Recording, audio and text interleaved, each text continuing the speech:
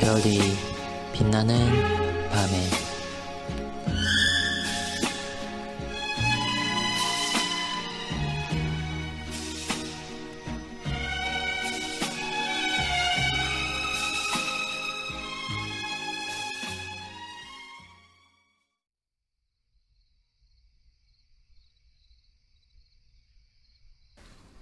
(67문에서 68문까지는 104일차를 참고해 주시기 바랍니다.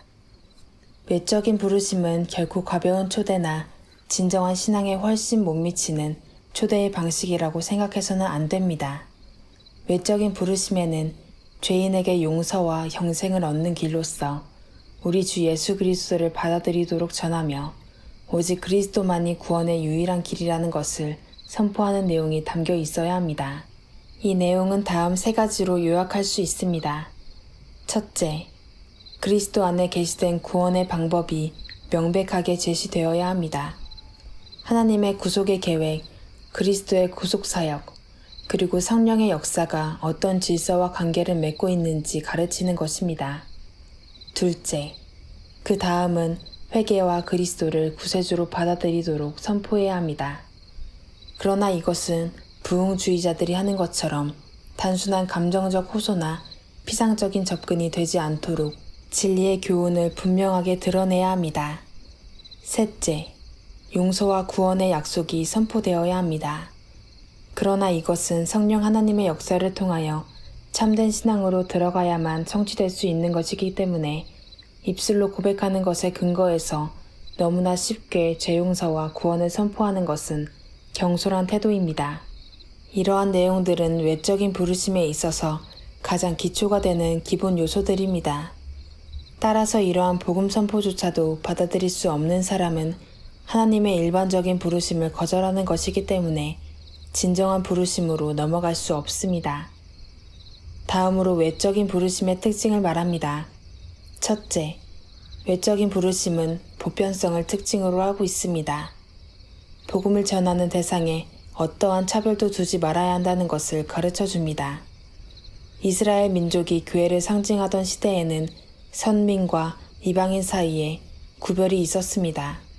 그때에도 하나님은 택정하신 사람들을 이스라엘로 상징하셨을 뿐입니다. 그리고 그리스도의 구속사역 이후에 겉으로 드러난 구별의 장벽이 사라졌기 때문에 복음 선포에는 민족의 차별이 없어졌고 신분과 성별과 나이와 소속에도 제한받지 않습니다.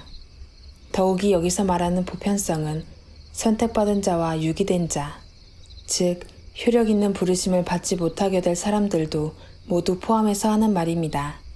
이것은 지난 시간에 혼인잔치의 비유에서 초청장을 받은 사람들이 가지는 보편성에서 잘 말해주고 있습니다. 종들은 사람을 구별해서 초청장을 나눠주지 않았습니다. 만나는 대로 청하였을 뿐만 아니라 길에 나가 악한 자나 선한 자나 만나는 대로 모두 데려왔다고 마태복음 22장 9절 10절에서 말합니다. 선한 자와 악한 자를 구별하고 있지만 실제로 우리는 외면적으로 어떤 사람이 택함을 받은 사람인지 아닌지 알 수 없습니다. 개혁교회에서 예정론을 가르친다고 해서 교회 회원들 가운데 누가 구원으로 예정되어 있는지를 알 수 있거나 혹은 알기 위한 목적으로 가르치는 것이 아닙니다. 복음 전파의 대상 역시 선택받은 사람들만 골라서 전하는 것은 불가능할 뿐만 아니라 바람직하지도 않은 자세입니다.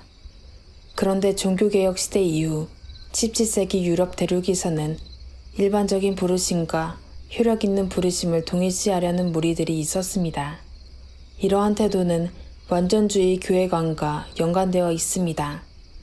이단 제세례파나 후대의 형제단, 미국의 메노나이트 등이 그러합니다. 그들은 자기들만의 엄격한 입회 규범과 생활 규범들을 정해서 철저한 규율을 지키는 것으로 영적인 완전한 순결의 경계를 삼았습니다. 그러나 성경은 복음으로의 초청에 제한을 둔다고 가르치지 않습니다. 너희는 온 천하에 다니며 만민에게 복음을 전파하라고 마가복음 16장 15절에 주님께서 말씀하셨습니다. 따라서 복음의 외적인 부르심은 보편성을 띄어야 합니다.